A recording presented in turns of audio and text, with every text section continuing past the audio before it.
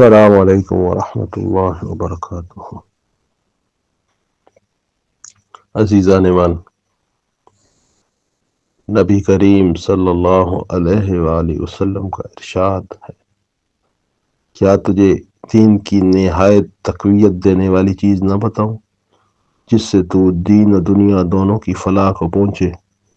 وہ اللہ تعالیٰ کے یاد کرنے والوں کی مجلس ہے، اور جب تو تنہا ہوا کرے تو اپنے آپ کو اللہ جل شانہ کی یاد سے رطب اللسان رکھا کر۔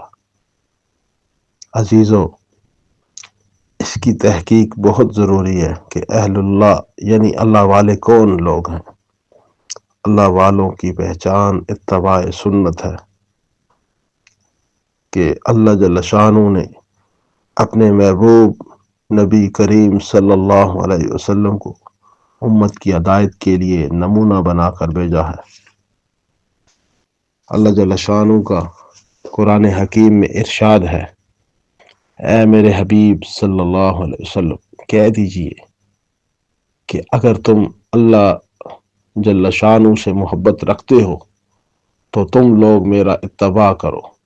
اللہ جل شانہ تم سے محبت کرنے لگیں گے اور تمہارے سب گناہوں کو معاف کر دیں گے، اور اللہ غفور الرحیم ہے۔ لہٰذا جو شخص نبی کریم صلی اللہ علیہ وسلم کی کامل اتباع کرنے والا ہو، در حقیقت اللہ والا وہی ہے، اور جو شخص اتباع سنت سے جس قدر دور ہو وہ قرب الہی سے بھی اسی قدر دور ہوگا۔ مفسرین نے لکھا ہے کہ جو شخص اللہ جل شانہ سے محبت کا دعویٰ کرے اور سنت رسول صلی اللہ علیہ وآلہ وسلم کی مخالفت کرے وہ جھوٹا ہے، اس لیے کہ قاعدہ محبت اور قانون عشق ہے کہ جس سے کسی کو محبت ہوتی ہے اس کے گھر سے، اس کے در و دیوار سے، اس کے صحن سے، اس کے باغ سے، اس سے وابستہ ہر چیز سے محبت ہوتی ہے۔ ایک شاعر مجنوں کی کیفیات کا ذکر کرتا ہے، کہتا ہے کہ میں لیلا کے شہر پر گزرتا ہوں تو اس دیوار کو محبت پیار کرتا ہوں۔ کچھ شہروں کی محبت نے میرے دل کو فریفتہ نہیں کیا، بلکہ ان لوگوں کی محبت کی کار فرمائی ہے جو شہروں کے رہنے والے ہیں۔ ایک اور شاعر کہتا ہے، تو اللہ کی محبت کا دعویٰ کرتا ہے اور اس کی نافرمانی کرتا ہے، اگر تو اپنے دعویٰ میں سچا ہوتا تو کبھی نافرمانی نہ کرتا، اس لیے کہ عاشق ہمیشہ معشوق کا تابعدار ہوتا ہے۔ عزیزو، دنیا کی محبت کے قاعدے بھی اتنے سخت ہیں تو پھر اللہ جل شانہ اور ان کے حبیب صلی اللہ علیہ وسلم کی محبت کے کیا کہنے۔ نبی کریم صلی اللہ علیہ وسلم کا ارشاد ہے کہ میری تمام امت جنت میں داخل ہوگی مگر جس نے انکار کر دیا۔ صحابہ نے عرض کیا کہ جس نے انکار کر دیا سے کیا مراد ہے؟ آپ صلی اللہ علیہ وآلہ وسلم نے فرمایا کہ جو شخص میری اطاعت کرے گا وہ جنت میں داخل ہوگا، اور جو نافرمانی کرے گا وہ انکار کرنے والا ہے۔ ایک جگہ ارشاد ہے کہ تم میں سے کوئی شخص اس وقت تک مسلمان نہیں ہو سکتا جب تک کہ اس کی خواہش اس دین کے تابع نہ ہو جائے جس کو میں لے کر آیا ہوں۔ حیرت کی بات ہے کہ اسلام اور مسلمانوں کی فلاح کے دعوے دار اللہ اور اس کے رسول صلی اللہ علیہ وسلم کی اطاعت سے دور ہیں۔ ایسی بات ان دعوے داروں کے سامنے کہہ دینا کہ یہ تو سنت کے خلاف ہے، حضور صلی اللہ علیہ وسلم کے طریقہ کے خلاف ہے، بہت تکلیف دیتی ہے۔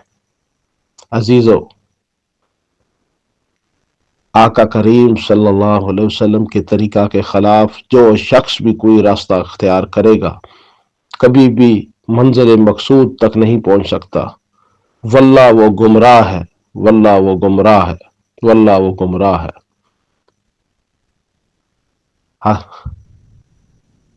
ایسے شخصوں کے ساتھ رابطہ رکھنا گمراہی کی طرف جانے کا باعث بن سکتا ہے۔ ایک حدیث مبارکہ میں آقا کریم صلی اللہ علیہ وسلم کا ارشاد ہے کہ جب تم جنت کے باغوں میں سے گزرا کرو تو کچھ حاصل بھی کر لیا کرو۔ صحابہ رضوان اللہ اجمعین نے عرض کیا، یا رسول اللہ صلی اللہ علیہ وآلہ وسلم، جنت کے باغ کیا ہے؟ آپ صلی اللہ علیہ وسلم نے ارشاد فرمایا کہ علمی مجالس۔ ایک اور جگہ پہ آقا کریم علیہ الصلوۃ والسلام کا ارشاد مبارک ہے کہ لقمان حکیم نے اپنے بیٹے کو نصیحت کی تھی کہ علماء کی خدمت میں بیٹھنے کو ضروری سمجھو اور حکمائے امت کے ارشادات کو غور سے سنا کرو کہ حق تعالی شان و حکمت کے نور سے مردہ دلوں کو ایسا زندہ فرماتے ہیں کہ جیسے مردہ زمین کو موسلادھار بارش سے۔ حکماء اور حکمات دین کے جاننے والے ہی ہیں، نہ کہ دوسرے اشخاص۔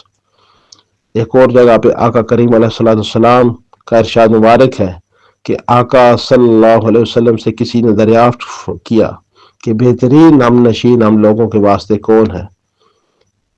حضرت صلی اللہ علیہ وآلہ وسلم نے فرمایا کہ جس کے دیکھنے سے اللہ کی یاد پیدا ہو، جس کی بات سے علم میں ترقی ہو، جس کے عمل سے آخرت یاد آ جائے۔ ترغیب میں ان روایات کو ذکر کیا ہے۔ ایک حدیث مبارکہ میں ہے کہ اللہ کے بہترین بندے وہ لوگ ہیں جن کو دیکھ کر اللہ یاد آ جائے۔ خود حق تعالی شانوں کا ارشاد ہے، اے ایمان والو، اللہ سے ڈرو اور سچوں کے ساتھ رہو۔ عزیزان من، صحبت صالحین جسے میسر آ گئی وہ کامیاب ہو گیا۔ اللہ کو یاد کرنے والوں کی صحبت جسے نصیب ہو گئی وہ کامیاب آ گیا۔ ایک حدیث مبارکہ میں ہے کہ اللہ کی یاد کرنے والی جماعت کے لوگوں کو جو اخلاص سے اللہ کو یاد کر رہے ہوں، ایک پکارنے والا آواز دیتا ہے کہ اللہ نے تمہاری مغفرت کر دی اور تمہاری برائیوں کو نیکیوں سے بدل دیا۔ دوسری جگہ ارشاد ہے کہ جس مجلس میں اللہ جل شانہ کی یاد نہیں، اس کے رسول صلی اللہ علیہ وسلم پر درود نہیں، اس مجلس والوں کو قیامت کے دن حسرت ہوگی۔ سیدنا داؤد علیہ السلام کی دعا ہے کہ یا اللہ، اگر تو مجھے ذاکرین کی مجلس سے گزر کر غافلین کے مجلس میں جاتا ہوئے دیکھے تو میرے پاؤں توڑ دے۔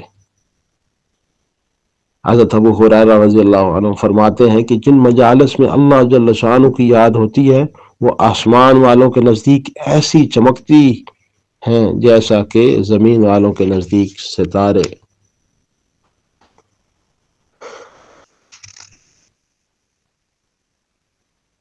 نبی کریم صلی اللہ علیہ وسلم کے لیے اللہ جل شانہ کی طرف سے حکم ہے، اور آپ اپنے آپ کو ان لوگوں کے ساتھ رکھا کیجئے جو صبح و شام اپنے رب کی عبادت محض اس کی رضا جوئی کے لیے کرتے ہیں اور دنیاوی زندگانی کی رونق خیال سے آپ کی آنکھیں ان سے ہٹنے نہ پائیں، اور ایسے شخص کا کہنا نہ مانے جس کے قلب کو ہم نے اپنی یاد سے غافل کر رکھا ہے اور وہ اپنی نفسانی خواہش پر چلتا ہے، اس کا حال حد سے بڑھ گیا ہے۔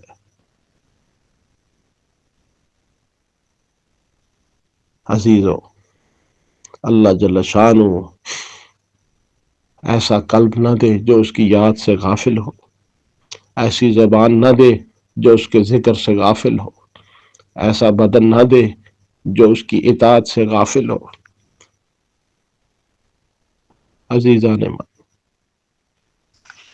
اللہ جل شانہ سے دعا ہے کہ وہ ہمیں اپنے حکموں اور اپنے حبیب صلی اللہ علیہ وسلم کی کامل اتباع کی توفیق نصیب فرمائے اور ہمیں صحبت صالحین نصیب فرمائے، اللہ والوں کی پہچان نصیب فرمائے، اللہ والوں کی مجالس نصیب فرمائے۔